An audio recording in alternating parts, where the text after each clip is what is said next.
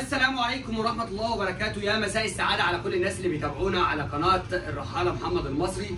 النهارده هنتكلم عن عجلة من ماركة هدور فات كهرباء. قبل كده احنا عملنا ريفيو عن العجل كتير قوي، كان من ضمنهم العجلة الام 16 الجلاكسي العادية اللي عدلناها وعملنا بيها تحويلة خليناها كهرباء.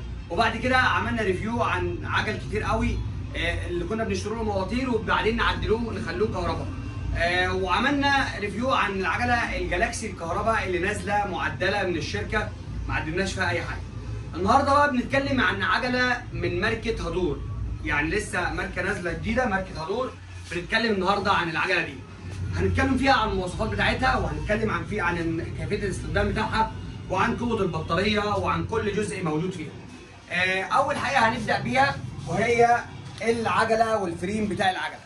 الفريم بتاع العجله من ماركه كله الومنيوم، كل الفريم بتاعها الومنيوم، مفيش فيها حاجه حديد، يمكن حتى البرويل بتاعها من ماركه الومنيوم. اول حاجه هنتكلم فيها الفريم بتاعها مقاس العجله 26. العجله 26 من مقاس بتاعها مقاس 17 كذا 17. عجله طبعا قلنا ان هي كلها فول الومنيوم. الرفارف بتاعتها من الكربون او من الفايبر. الرفرف بتاعتها مزوده بكشاف امامي ومزوده بليد خلفي من الخلف من ورا. الليد ده طبعا بيشتغل مع الباور وهنشغله دلوقتي. مزوده بشاشه ديجيتال، هنا اهيت، دي علشان وحده التحكم بتاعتها والسرعات بتاعتها امامي وخلفي. هي ملهاش سرعه اماميه ولكن سرعه خلفيه 7 من ماركه شيمانو. الجشمه الخلفيه من ماركه تورني شيمانو تي زد. السيستم بتاعها 7 1 2 3 4 5 6 7. العجله بتشتغل عجله عاديه وبتشتغل عجله كهرباء. الكاوتش بتاعها من ماركه CST، وطبعا دي ماركه محترمه قوي قوي قوي بصراحه. العجله كل الاسلاك بتاعتها من الداخل، حتى اسلاك الكهرباء اللي في الفريم من تحت. الفرش بتاع العجله، ودي حاجه كويسه قوي، فرش كله الومنيوم.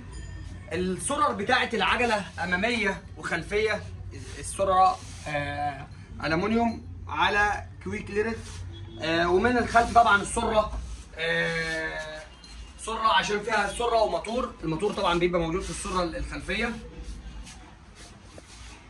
وطبعا بتكون زي ما قلنا الومنيوم ماركه CST. مقاس الفريم 17. الكنترول بتاع العجله داخلي في قلب العجله من جوه. كل الكنترول ووحده التشغيل بتاعتها داخليه.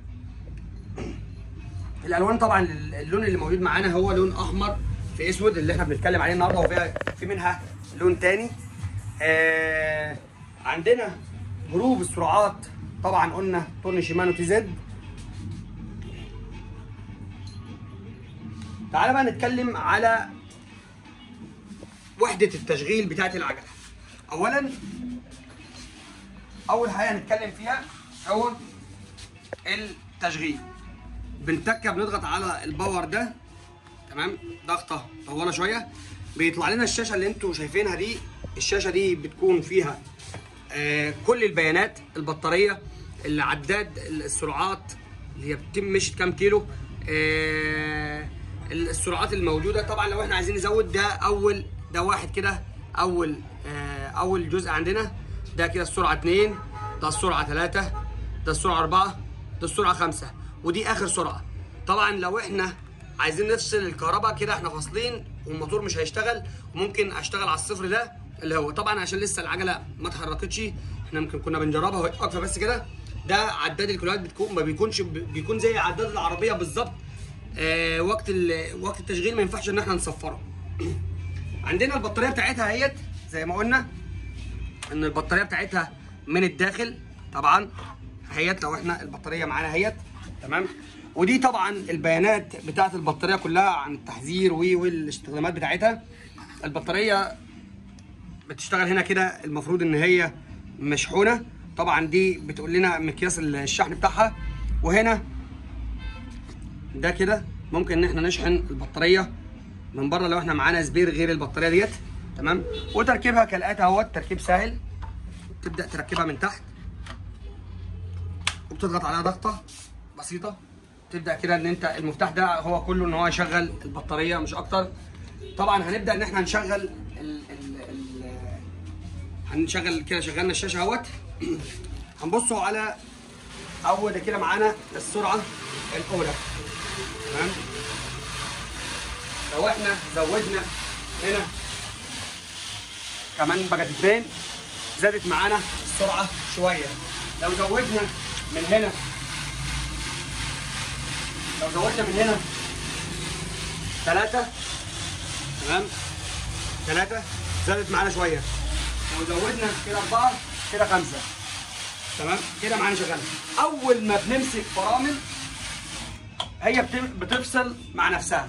طيب الكنترول بتاع العجله بيمشي قد ايه او بسرعه كام كيلو في الساعه؟ هي عامه سرعه البطاريه بتمشي من 30 ل 40 كيلو في الساعه. السرعات بتاعتها بتشتغل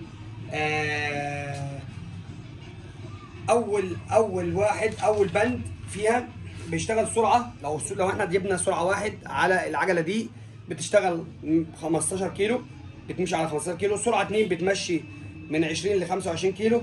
سرعه 3 بتمشي من 20 ل 30 كيلو. وسرعه 4 بتمشي ل 35 كيلو. وسرعه 5 دي اعلى سرعه بتمشي من 35 كيلو ل 50 او 45 كيلو بالظبط. طبعا العجله كلها موجوده زي ما قلنا. لو احنا عايزين نقيد الكشاف اللي قدام زي كده، الكشاف اهوت، بنضغط على الزرار بتاع اللي بيعلي ده كده. تمام. كشاف قوي جدا. تمام. ده تشغيل الكشاف الامامي بيشتغل من هنا. تمام. طبعا الليد الخلفي بيشتغل مع الفرامل وليه باور خلفي هنا. هنشغله دلوقتي. هنوصل الكابل بتاعه اهوت، الكابل بتاعه لسه ما وصلش، هنوصله ويشتغل معانا ان شاء الله. تمام. العجله كلها زي ما قلنا من الالومنيوم، ودي حاجه كويسه قوي. وزن العجله هو 25 كيلو. بتشتغل على كام حاجه. ممكن تشتغل عجله عاديه وتشتغل سرعات. ده النهارده كان ريفيو على السريع كده بنتكلم فيها، ولكن لسه في تفاصيل كده هنتكلم فيها عن العجله الهدور. واستنونا في فيديوهات كتيره جدا ان شاء الله، وفيديوهات كتيره عن العجل الكهرباء لان بنسال عليه. طبعا العجله لما بترخصي بتمشي بيها شمال او يمين في اي اتجاه. طبعا مش بننصح ان انت تمشي مخالف طبعا، بس بنتكلم عن ان العجله دي ملهاش اي تصاريح للترخيص، لانها بتعتبر دراجه عاديه ملهاش ترخيص في المرور. شكرا جدا ليكم، وما تنسوش الدعم لينا دايما بالسبسكرايب والاشتراك في القناه عشان يوصلك كل ما هو جديد، وان شاء الله مع بعض دايما في نجاحات كبيره جدا. وشكرا لكل الناس اللي بيتابعونا.